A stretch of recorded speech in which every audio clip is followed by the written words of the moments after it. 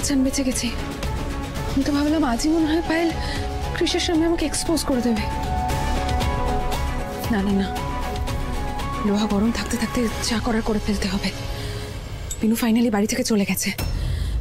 এর মাঝখানে কৃষের মনে বিনুর জন্য যতটুকু যা সিম্প্যাথি আছে সব ধুয়ে মুছে আমাকে সাফ করে দিতে হবে। এতদিন ধরে তুমি নিজে বিপদে পড়লে, তাও তোমার কোনো শিক্ষা নেই। মানুষ অ্যাটলিস্ট থেকে শেখে, কিন্তু তোমার তো সেই বুদ্ধিটাও নেই। দুলাল এসে বললো তোমার মেয়ের শরীর খারাপ, ব্যাস তুমি চলে গেলে খোঁজ নিতে। সরে বাবু, আমি কি করে? একদম চুপ করে, একটা কথা বলবে না বিনু তুমি। আচ্ছা, দুলাল যখন বললো যে প্রথমে সে টাকাটা গ্রামে দিয়ে আবার এসে নিয়ে যাবে, তোমার কখনো কোনো সন্দেহ হলো না? এতটা সরল তুমি কেন গো বিনু, কেন? আরে চুপ করে আছে কেন, উত্তরটা দাও। আপনিই তো বললেন কতটা লাভ। জানো তো তুমি, তোমার জন্য আমার সমস্ত খাওয়া দাওয়া সব বন্ধ হয়ে গেছে। আর একটা বাজে কথা বলো না তোমাকে আমি। কি?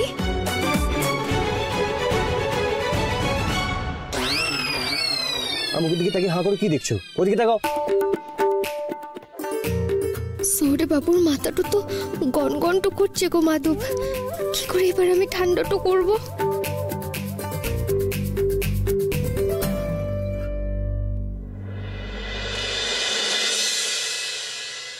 ও কাকু, কাকু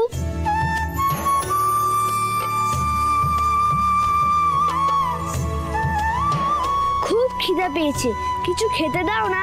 না হবে না, দেখতে তো পাচ্ছিস যে ঝাঁপ ফেলে দিয়েছি। একটু কিছু দাও না কাকু, সকাল থেকে কিচ্ছু খাওয়া হয়নি।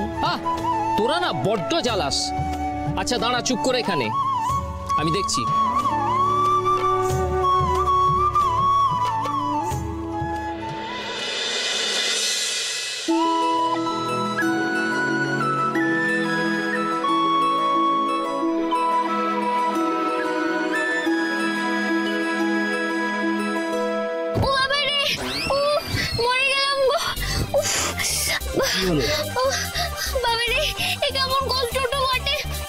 আরে কি কষ্টটা বটে, পেটে ব্যথা করছে, খিদে পেয়েছে তোমার?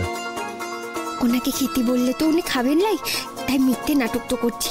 ও মাধব, আমার তুমি ক্ষমা তো করে দিও কেন? না না না, সে আমার খিদেটা পাই নাই। আপনি গাড়িটা বন্ধ করেছেন কেন? গাড়িটা চালান কেন? একদম বাজে কথা বলবে না তুমি। হ্যাঁ, খিদেতে পেট চিচি করছে, আমার খিদে পায়নি। যারা বেশি পাকা না, ঠিক তাদের সাথে এরম হয়। কিন্তু দেখ এখন যে আমি কি করি, একটু আগে একটা বাজার ছাড়িয়ে এলাম, তখন তুমি কিছু বলতে পারলে না। এখন ওই শুনশান রাস্তা আমি কোথায় খাবার খুঁজবো? ওই তো, ওই যে গুমটি মতো একটা দোকানটাও দেখা যাচ্ছে, দেখেন কেন? দেখেছেন বটে, সে ওই কথাটাই আছে না, জিভ দিয়েছেন যিনি আহারটাও জোগাবেন তিনি। এই তুমি চুপ করো তো, পাখা মেয়ে একটা, কিন্তু বুদ্ধির বৃহস্পতি।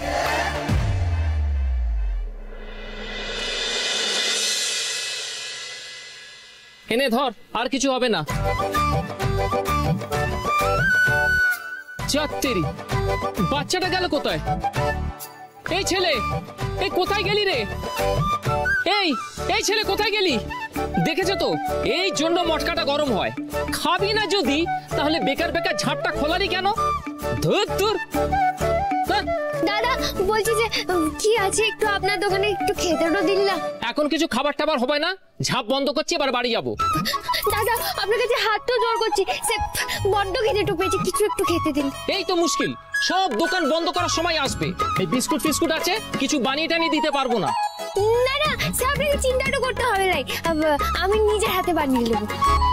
ঠিক আছে, ওখানে সব আছে, বানিয়ে নে।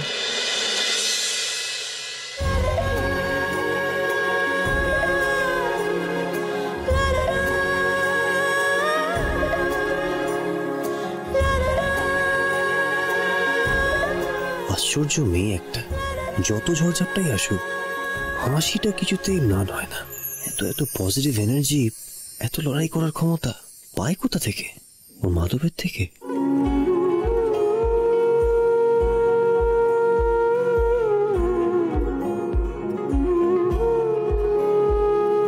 সুরের মায়ায় যার কৃষ্ণ রাধার প্রেম, লক্ষ প্রাণের সে বিনোদিনী, সেই তো শেখালো তফাৎ কিছুই। দারুণ গন্ধটা বেরিয়েছে তো, কেমন একটা ঝাল ঝাল মশলা স্যান্ডউইচ বানাচ্ছে মনে হচ্ছে। বৃন্দাবন উফ, আমার তো খিদেটা বেড়েই যাচ্ছে। বৃন্দাবন বিলাসিনী বৃন্দাবন বিলাসিনী। না, খাবো না আমি। ওর হাতের কিচ্ছু খাবো না। খেলেই ও মনে করবে আমার রাগটা পড়ে গেছে।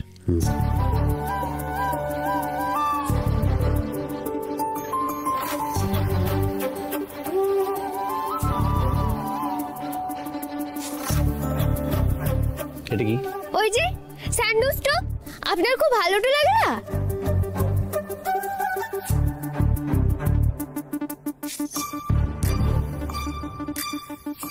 স্যান্ডউইচ টু তোমার মাথা তো। আচ্ছা বেশ, সে আপনি আমার মাথাটা খান, তবে এই মাথাটা খেয়ে নিন। তুমি আবার পাকামি করছো?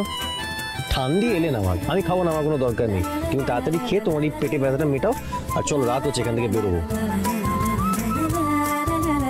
আচ্ছা বুঝেছি কেন, আমি যা বলবো আপনি তার উল্টো কাজটা করবেন, তাই তো? দাদা বলছি যে দাঁড়ান কেন, আপনি একটু খেয়ে দেখুন কেন কেমন হয়েছে। এক্ষুনি খেয়ে দেখছি।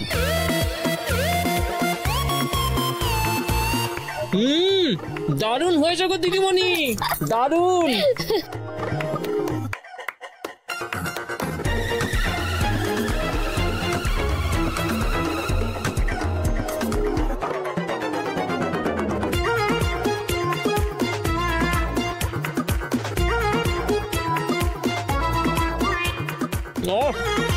দারুণ।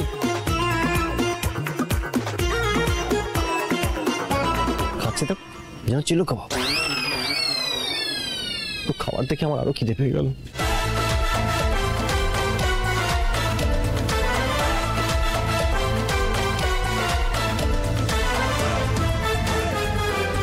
সৌরবাবু এই লিন, এবার আপনি খেয়ে নিন কেন, আপনি না খেলে কিন্তু আমিও খাবো লাই। আমি না খেলে বেচারি নিজেও খাবে না। না না, খেয়েই নি।